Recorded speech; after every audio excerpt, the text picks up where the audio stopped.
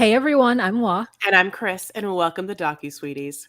We're two longtime friends to discuss the riveting and sometimes trashy world of reality TV and docuseries.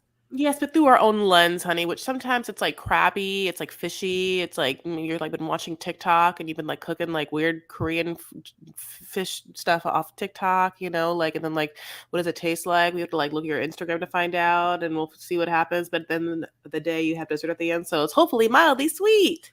Yes. So you guys, we are talking about 90 Day Fiancé The Other Way, season 4, episode 17, The Tell All, part 3. I'm your host, Sean Robinson, and Chris just made an interesting comment about weird foods from Korea. Chris, what makes the food weird? By weird foods, it's more just like weird TikToks that the person that I'm absolutely calling out specifically finds and then decides to make. Like it's like frozen fish that like from a bag, I guess that's okay, you just like throw it into something. I mean, I don't know, quite sure, but like you think we're talking about 90 Day, but I think that for a lot of us, we know we're talking about your Instagram wall. Yes. So let me add context to this by saying that Chris doesn't eat seafood at all. So she would quite literally not know anything about the preparation of or the packaging and or the storing or preservation of any types of seafood. Now, the truth is I've never had frozen crab before. I have always bought the crab alive and boiled them to death, but this was not that meal.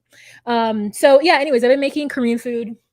I made something called bosam, I think is how you say it, and I didn't make it very well. So I had it today, and then I was like smelling it all day. So when I went to eat it, I didn't like it. But you know what I also didn't like? I also didn't like the beginning of this damn tell-all where we start talking about Chris and Jamie, and they just start throwing out facts, and then there's no like resolution of if it's actually true or not. This was the most not unhinged, but this they did not provide us a good tell-all. This was a bad last episode. It was 2 hours and I felt like everyone just walked away not married, and Gabe and Isabel must feel like they are on top of the world because they're the like best couple to come out of it. Like Debbie's not with that fool. Like Jen is like shouldn't be with that fool, and it's like crying, boohooing, the boots the house down. And Mahmoud and Nicole are obviously going to be on next season, and Chris and Jamie are just it's just like it was like ugh, I don't know.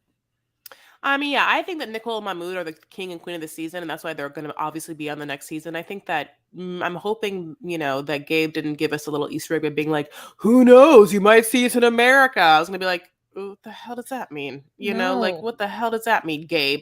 So let me tell you this. Yeah, I don't want to even have a long episode because I truly did not like the entire 3 parts of this tell all. So it's just not even worth it. I'm mad at them. I'm going to tell you this right now, Sharp Entertainment, get your shit together. And I'll tell you right now, Tim and Veronica are not it. I like at least the idea of having more people speak Spanish so that really people can at least facilitate that conversation.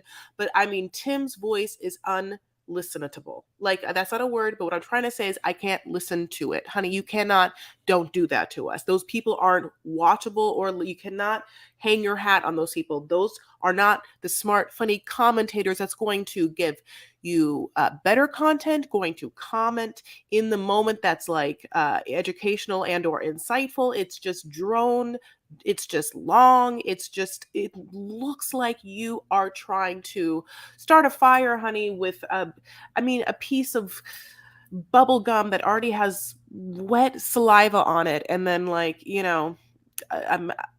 a twig. I mean, you have no money. It's laughable. I mean, like here's the thing. As the, actors are about to go on strike and as the writers are going on strike, it really goes to show you how important it is to really have like quality people in the room. And you can see how they really phoned it in. I mean, I don't know, the producers that worked on Nicole and Mahmoud through the season did the Lord's work, and then everyone else is amateur. So Matt Sharp, get your shit together. Wow, from the mouths of babes. So I Tim is unnecessary. He was unnecessary the last time they put him in this, and him and Veronica are unnecessary now. It was like at least get us somebody interesting. Like they could have phoned in Jenny and Sumit when talking about Jen and Rishi. That would have been interesting. Oh, you know what?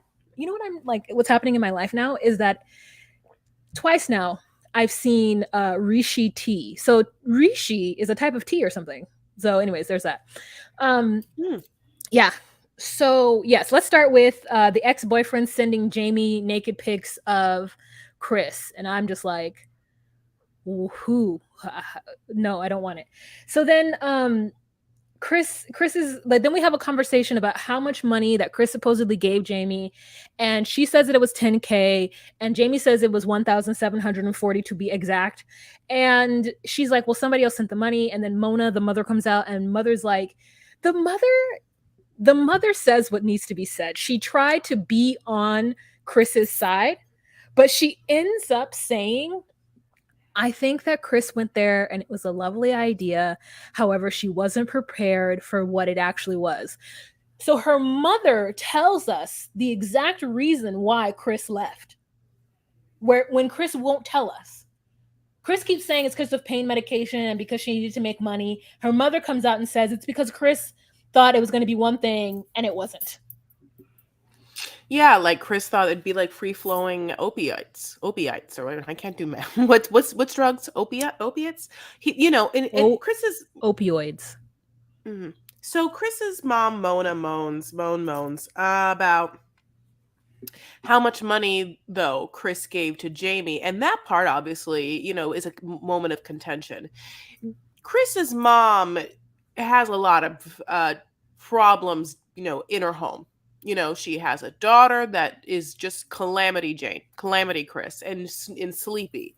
And Calamity Sleepy Chris's son is, Calamity Chris Jr. You know what I'm saying? So, yeah, as much as you can like show up on this tell all, honey, and tell us, like how great your daughter is, and like, and how she was in love with love, and it just wasn't really reality. I also kind of want to be like, Mona, come on here, a little closer, Mona. Okay. Also, though,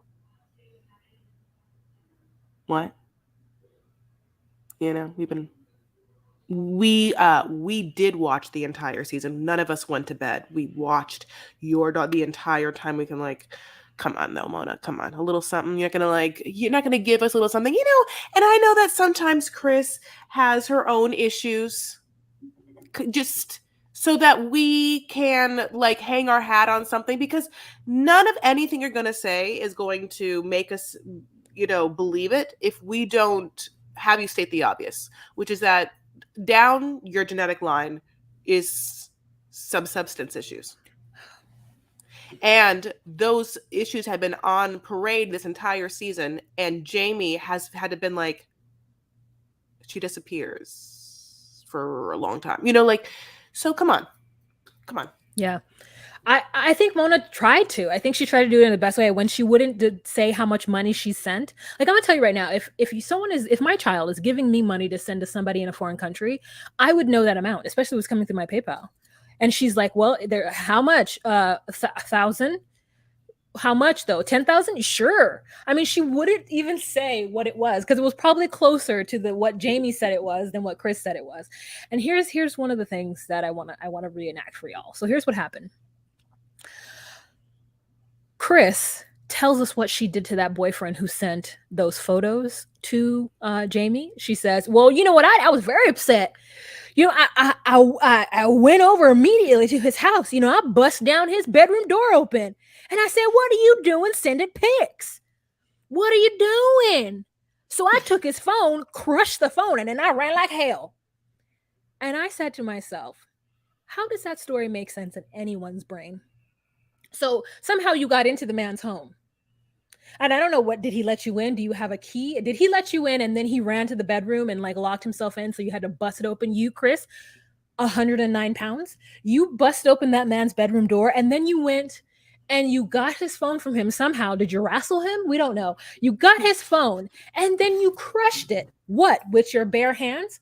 Under the tires of your car as you sped away? Because apparently you ran like hell. How? On foot?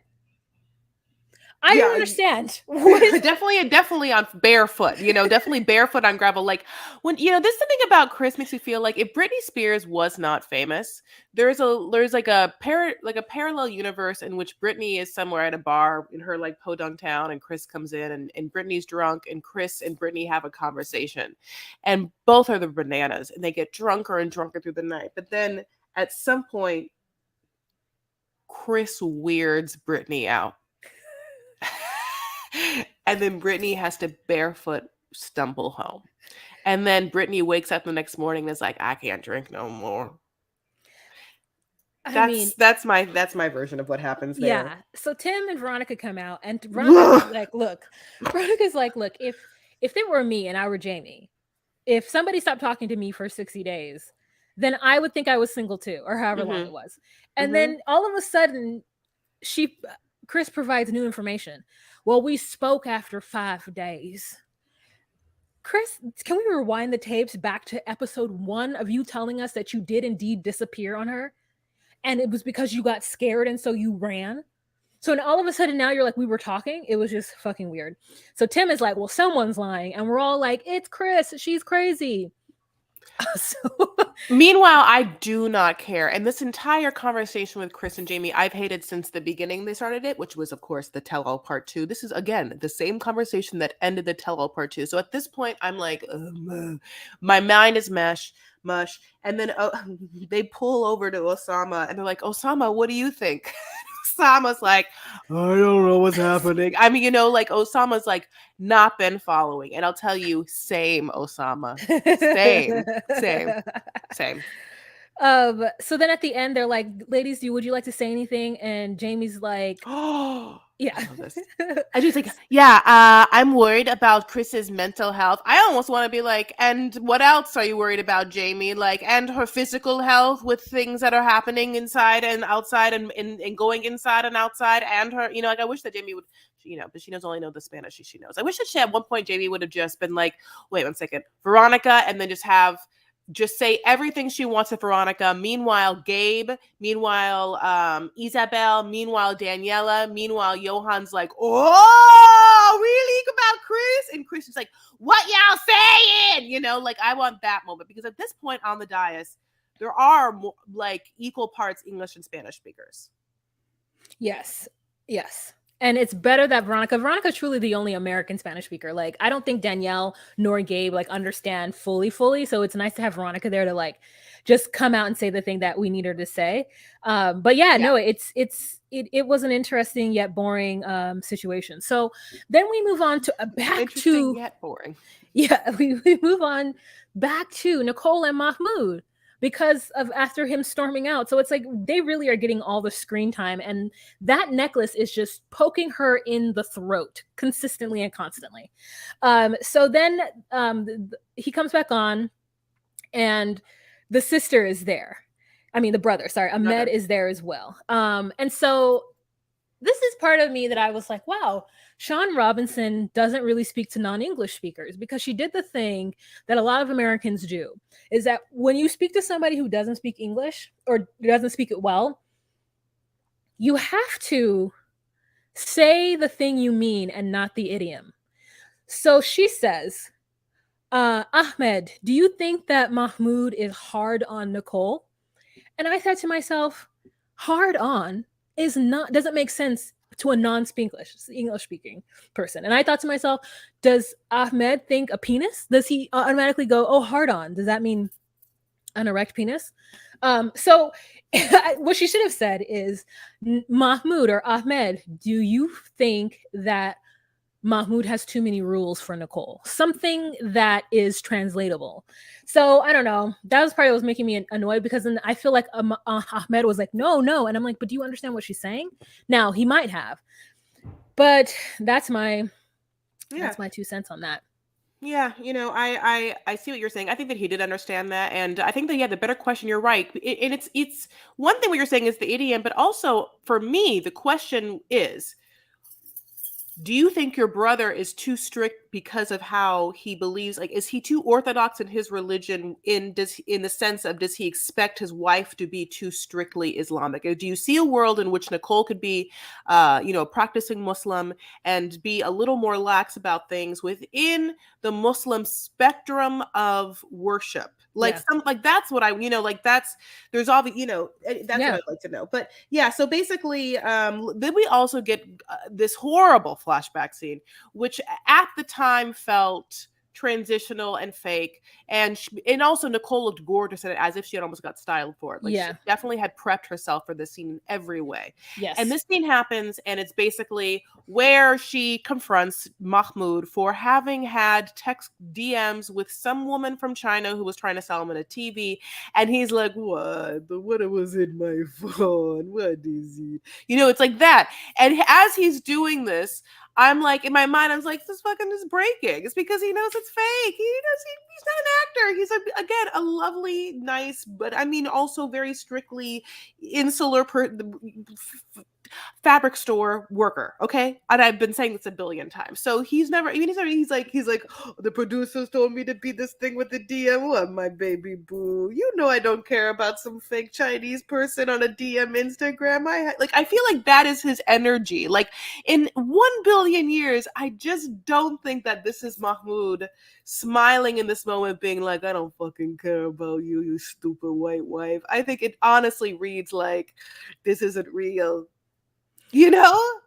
Yes, for me, I thought they were laughing because it felt to me like nervous laughter. Like, I agreed with Debbie when Debbie was like, "Oh, I don't think that they're being rude. I just think it's nervous laughter." I thought the same thing. Because even if the thing is fake, he's not taking it seriously because for him it wasn't serious. So it's annoying to me that everybody's like, oh, God, you're terrible. How dare you laugh during this portion? And we all know, like, even Nicole is not upset because she knows that it wasn't real, right? She knows that even if it was real, that the conversations led to nothing. And so she's calling him out on it, but also like, okay, yeah, you didn't actually say anything, but it is inappropriate that you did even contact her and ask her if she got to the hotel okay.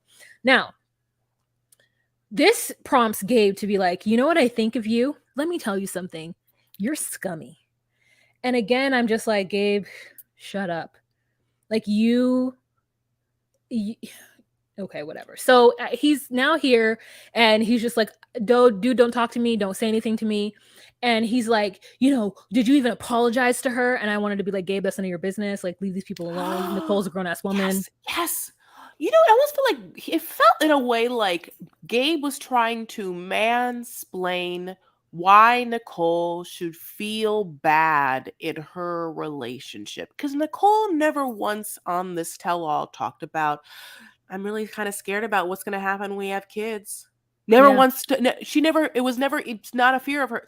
This person, like, made a whole big ass deal about two people that they had never even like brought it up, nor about them, nor about like each other. Like, Nicole never said it was like a fear of hers or whatever.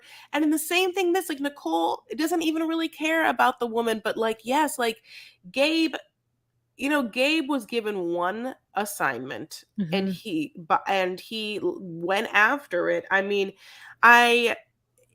I wonder what it's like to rewatch this. And maybe he was just like, yeah, if I go after, them, like, I'll say some things and I'll be exciting or whatever. But the truth is, God, it made me not want to watch you again. Made me feel like, no, I can't have my heart with you because I don't feel like you are tolerant and worldly. Yep. And then he's like, here's my advice. I think you guys should divorce. First of all, that is wildly inappropriate for you to say that as a married person to another married couple. Absolutely. You guys should get divorced. Like, that's none of your business. And you don't really know what's going on. Also, how dare bring you? that same fucking energy when you have to have a conversation with Monica. Like, you're a little yeah.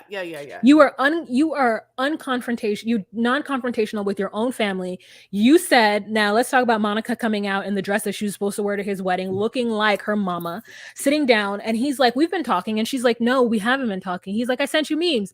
And she's like, that's not talking. Like, we need to talk about what happened. We find out all of this stuff. Now, I don't know in which direction this situation is going, but one, we find out that she was supposed to be a part of the wedding, and in two different ways. Isabel thought that she was going to be a bridesmaid, and her mother even like patterned a dress for her. And Gabe thought, oh, she's going to walk me down the aisle with our mom. None of this Monica knew. So was it even true? Who's telling the truth? I mean, I just don't understand it at all. It was just such a weird thing. He actually gets up and sits next to her, which I thought was very lovely of him to do. You know, that's his ace boon, you know, since the womb. That's his bestie. So I get it. But it was just so weird that they both had a different idea of what happened. She says, "You said that I was the downfall of all your relationships." And then he's like, "No, I didn't say that. I said that you were a part of the downfall of all my relationships." And we're just like, Gabe, why don't you just say the thing? You suck because you're telling your sister that she's the reason why your relationships didn't work. And the truth is, it's not her. It's the girls. And it's you. It's you. So, you know, Yep. maybe she saved you from a lot of nonsense, bringing like idiots into her family, moving them into your home. And now you get to have this relationship with Isabel, who's across the water. So Monica's not involved in it. But yeah, Monica's dumb for not going to the wedding because Yeah, that was, yeah. oh sorry, Monica's dumb. She also like gives me mild like BGC Bad Girls Club reunion in this dress. This is the thing. They also go back to the night before, and it's like almost what I said, which was Monica and Gabe are there. Obviously, Isabel's running late, but Isabel has a whole rest reason. Isabel says she's coming. Monica had gotten in a fight with Gabe and was like, I want to leave. And Gabe says, don't you leave, because if Isabel comes and you're not here, it's going to be a whole thing. That is not the answer. Yes. The answer is this. Monica, if you want to leave, I totally get it. I'll just tell Isabel you were getting sick or you got tired or whatever. And if Isabel is really, really, I mean, the truth of the matter is then tell Isabel now, hey, babe, you can definitely come. And Monica just got ill. She can't stay. And if Isabel really has a whole thing about it, then Isabel is a toxic person because it's the night before your wedding. And the truth of the matter is it's not one person can't ruin your wedding. We all are individual people moving through our lives. We have boundaries. Yes, it's about respecting each person. But, you know, it's interesting that she was like, hey, Monica, do you regret not going to the wedding? Yeah. I'm glad you asked that. Yes, because it's true. She should have went. And I think that, you know, Gabe probably was drunk and was like, no, don't leave. And like probably said some shit he shouldn't have said. So saying that, let's move on to Jen and Rishi. Jen has this whole freak out after she's like hearing the mother call her old over and over again in her head, and just spirals out and goes and calls Rishi and tells Rishi that he needs to tell his mother that that's not okay. And Rishi's response is basically he tries to tell her that his mother's dumb without saying that, because he says she doesn't know anything. She's a typical housewife. And I was like, what? What does that mean? She's neither of the, I mean, she's a housewife, but she's not dumb. Like, she doesn't understand how hurtful that could be for Jen, because for her, it's just a fact. It's not a thing that needs to be like fussed over or angry about. Like, yeah, I mean, here in America, yeah, we're all about like staying young and looking great for as long as we possibly can. However, in other countries, women are ready to put the sari on and sit back. They're ready to say that they are old so that they can have their children take over or whatever. We don't know. So it just is crazy that she calls him. And then Rishi, I wanted to take like notes on how he says it, but it was exactly how you like you I need you to understand that like I'm on my knees for you, and my mother, I know. And Jen is like, you tell her to never say that to me. And I thought, you two are not getting married. Jen, you've already disrespected this mother on national TV. So you're not getting married. And if you did, I would need that nice little interpreter to go back to Auntie's house and tell Auntie what Jen said about her.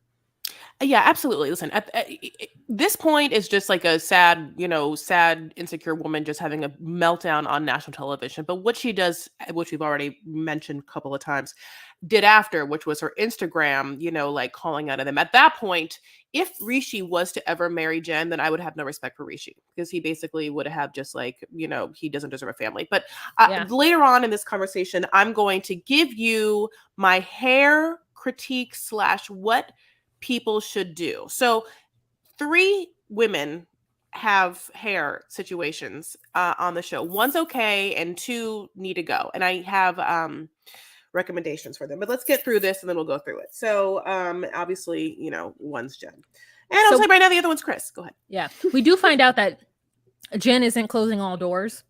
That she has a window open, and if somebody's cop Murica's son wants to climb through that window and pass over his number, she'll accept it. Because she really likes him. She likes the way that Julian came out and defended his mother against Oshama. So yeah, she loves a mama's boy. Yeah, one from another. She'll love to breastfeed a man at night. Yeah, she loves it. So then we move on to them talking. I think it's Danielle and whatever. What's Danielle? Danielle and Johan. Yeah. We have this whole conversation about how Latin people are jealous and there's a certain level of respect and blah blah blah.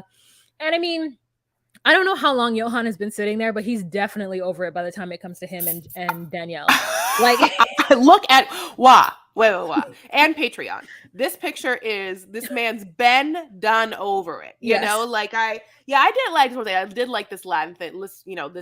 So obviously, sorry. Johan's like, listen, if there is not a little bit of jealousy, then there is no love. Because in my mind, this is like how he's saying it. He's like, the love that I have is like the jealousy. And every person that speaks Spanish on the dais is like, sí, es la verdad. Sí, Isabella's like, Isabella breaks her neck. She can't stop like saying yes hard enough, And obviously, that is like literally a stereotype of Latin people across the board, women and men. But I'm going to say this, it's not, obviously there's toxic versions of this, but can I be honest, it makes a little sense. No one wants to see the person that they've been effing or they've been loving like flirt too much or be flirted with by someone and not have the boundary or have the moment where you can tell that person is done satisfied in what you've been giving them, that no other person can like take their attention. That is what everyone wants. Okay. So, and so there's that. There's also, I'm obviously, I'm a girl, but like, there's also maybe the man thing of like, that's my woman and I love you. And if a man looks at me, or looks at you, like if I was just to be like, well, you can have her, then who am I? But I'm mad of Anna of Lip. Yeah. Where I'm going to go around Carnival and men are going to want to hit up my girlfriend. And I'm not going to be jealous, like, don't touch my woman. My actual reaction is, I'm so scared. What am I going to do? I don't know what to do. I don't want you to go up to my girlfriend. I'm too scared to deal with it, and then you're going to blame your girlfriend for being hot. Like, as I said before, and I was thinking about it as I was walking and getting lunch on Saturday, it's like, how dare you get with a fine, hot ass woman and then try to stifle her hotness because you aren't prepared to defend her against the men who are going to come up to her. Mm-hmm. Okay, anyways, let's get back to fucking Johan and Danielle. So we get Talon that comes out, and Johan is at this point done being nice, Mr. Nice Guy to Talon, and he just ignores him. And then everybody on the stage agrees that Danielle has disrespected Johan. Like, everyone disagrees that Talon coming around is disrespectful because it has to do with the respect that you give the other person. If they're uncomfortable, they're uncomfortable, and you need to respect that as the spouse. And so she's like, well, maybe we should get therapy. But he's like, as soon as this lease is up, we are done. So first of all, and then he tries to have the audacity to say, he's like an old biddy in this picture. He has the audacity to say that I paid the bills. I don't know why Danielle's making it seem like she pays it. Like she couldn't pay it if it wasn't for me. I give her half. And everyone's like, is that true? And she's like, no. But even if he gives her half, like, that's not it. That's not all of it. She could probably pay the whole thing on her own. You know what? Yeah, I think that rewatching this part, it's the one rewatch that made me change my mind about something. When I was rewatching it, it wasn't so much that I think that she wanted him to hang out with someone who was, that she knew from America, who was in town, and could she hang out with them? Like, that part I got, and it made me kind of like, okay, Johan, just go and see what life's like and just then make your decision. And Johan wanted to be like, she has pictures of him and she likes him. But then here is the crutch that made me on Johan's side. And I watched it and I didn't think about it then. might have already watched it now, is that, of course, when she's with Talon, she tells him about how Johan is upset. And Talon's like, oh, he sounds immature, not like the guys that you should go with. I don't know if it's going to last or whatever. And she is talking negatively about him. She could have expressed this a billion ways. Remember how, she could have been like, oh, Johan, yeah, he couldn't come today. He has work.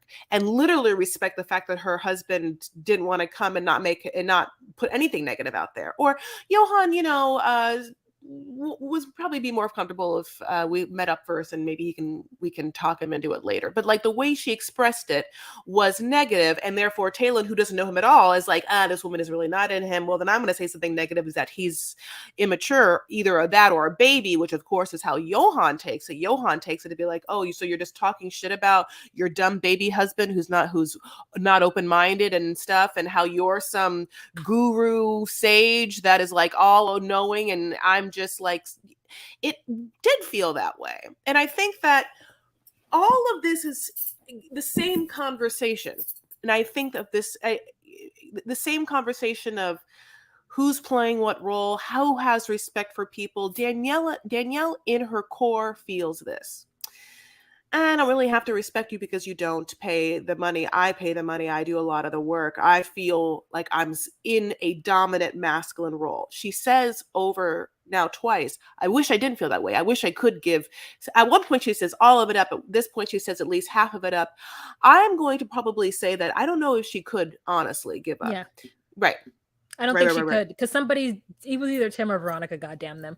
They made some comment that was like, you're not saying that you want him to take over. You're saying that you're thinking of giving it up, which is different. Like, even if he made all the money, you would still want to have a seat at the table, which you are denying to him when he doesn't make all of the money. You are denying the seat at the table. You're saying you don't have the money, you can't sit here. This is for people who have the money.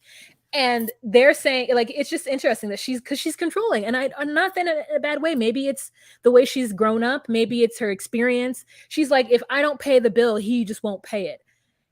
As the reason why she has to be in control. As though he's like he says, a dumb baby who doesn't know how to pay bills. But I mean, she chose to live in a place that he can't afford. That we don't know what his rent situation. We don't even know if he pays rent or his parents pay rent. We don't know, because I know in Belize you just buy a house, you buy the land, and you build the house, and it's yours, and you don't pay rent. Like you don't do that. So I don't know. We just don't know enough, and yeah, they need to break up, because at this point he's done with it, and she has disrespected him on national television 2 beats through. He looks like his mom there, like. When they showed the scene of his family eating, I mean, like literally his dad, it reminded me so much of The Family. Just everybody was like digging in, and he's like, Zohan, you need to tell your wife. And then he's like, nah, she knows. Yeah. And then she's like, I didn't want them to see me upset. So she goes, excuse me, gets up and grabs her purse. I want to say this. Sean Robinson's hair and makeup is always on point, and her body be on point. So I'm just going to say this. This one outfit she's wearing for this tell-all is what looks like green terry cloth. It feels like the cut of it looks high-end and looks like it's a high fat or like a nighttime dress, but the fabric looks like you're at the St. Regis pool, honey, and you're about to pull that off and there's a bikini underneath. And also, for some reason, it gives me Gumby. The exact color was very Gumby. Okay, so he says basically that after the lease is up, that he's up, and they also had said that sometimes they say crazy things, but they always get back together. So we don't really know exactly how that's going to go. But Talon really leaves this tell-all where I'm like, I can only imagine that there's a bunch of people slipping into that man's DM, because he came on looking fly, looking hot. He has a job. He's sweet. He can play basketball, and there's that other thing that we learned about him. So I'm thinking that he's probably real popular. Yeah, his DMs are blown up since he wore that flamingo outfit. We end the tell-all, and it has been a grueling 2.5 hours, it feels like. And we have Debbie, who's like, wait, could I say it? Okay. Yeah, go ahead. Osama looked like a corpse or a mugshot. Oh, What happened to my Mr. Strange? Wonderful. He never existed. Are you batty insane? Like, what are you? You're Mr. Insane. First of all, this is not the same quote, but I just love her hair. You know, it really goes to show you that you really can love an absolutely insane woman, and doses of it is great. Like how doses of like Molly when you're 20s is great, but you cannot live your life every day taking Molly. Well, I want to say it now. Okay. Oh, Shama looked like a corpse or a mugshot. What happened to my Mr. Strange and Wonderful? so if you're on Patreon, you get to vote. Who was the best read of that line? You can vote 1 for me, Chris, or 2 for Wa. Now, Spell out the word 1 and spell out the word 2. Cast your votes now. Also, if you Yeah. guys are in the Los Angeles area and you would like to see a fantastic show, a coming to age one-woman show written by, Newport's finest, Christina Farah. I just want to find that person and be like, why did they didn't do that whole thing over again? I can't believe they put your name as Christina.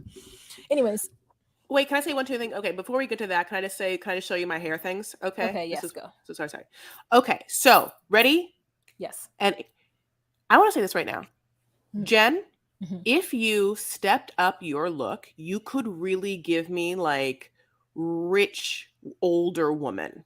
And the reason why you're not 100% giving me that right now is because of your fashion and hair choices, which take you from, and I'm going to say this is going to be really, really horrible, takes you, and I don't care what you say about this, but this is the truth, takes you from where I know you could possibly live on like the major metropolitan cities of style in America and makes me 100% know that you don't live in those places, okay?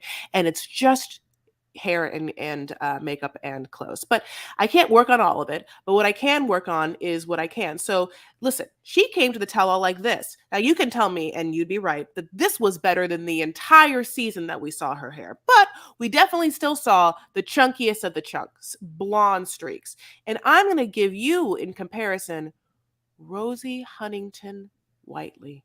Now, or Whitley, I don't know.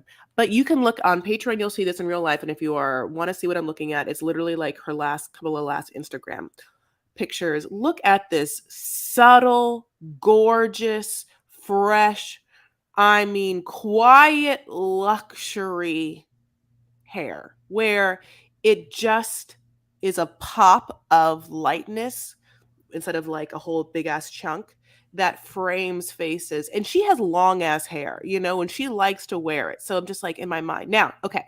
The other one, ready? Okay. Sleepy Chris. Now we've seen also horrible hair the entire time. And for the tell all, did she get it better? No, she shows up with 3 different colors, including the worst roots. Okay. This woman can't keep hair color up at all. At least Jen can. So Jen can do the first. Now for Chris, I'm going to give her even something more subtle. And it's youthful. Look at this. And this is also recent off of Kaya Gerber's Instagram. Kaya Gerber, Cindy Crawford's daughter. But it's a rich mahogany brown with, again, some like lightness down that is going to grow out and be fine. Now, of course, she's always going to have gray. I can't fix the world, but that's what I want to say. This is the end of the season. I can't just like make fun of people without trying to also give them constructive criticism. Those are my choices for you. I love you guys so much. Again, yes, as Wa was so kind to shout out, I have a 1-person show. It opens in June. Wa's coming to a show. Some other people are coming to shows. I'm excited. 7 shows in June. Please look up Lebanese Debutante. I just made its own Instagram at Lebanese Debutante, but there's also bit.ly/lebdeb, and where you can look up Lebanese Debutante through the Hollywood Fringe. 7 dates, again, in June, different times and dates, all at the second stage at the Broadwater. It's my first personal solo show. I'm very, very excited. Also, at the same time, we're on Patreon doing Lip. That's Love in Paradise, and obviously you've been, discussing a couple peeps here, so you can see that we're up to date.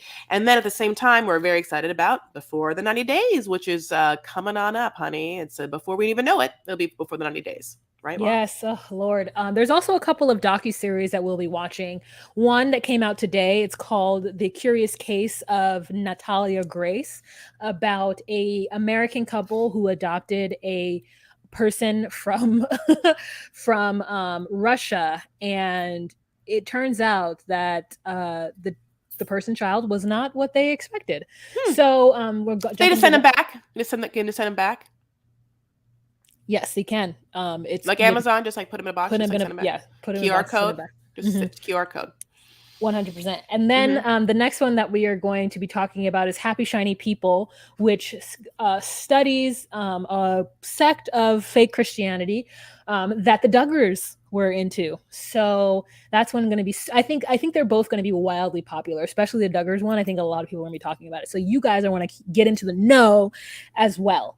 But Do you yeah, know the song? Do you know "Shiny Happy People Holding Shiny Happy People Holding Hands"? I'll look it up. Is it like a Okay. 60s, 70s song? I I'll look it up. Don't worry. think it's All 80s right. or 90s.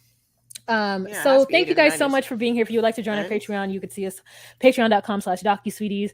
It's $10 a month. You get the visuals of what you're looking at. Plus you get exclusive content such as Love in Paradise and maybe some other things on the horizon. And we love your support there. And for those of you who are patrons, we love y'all. Love y'all. All right. And Chris will tell you about our socials.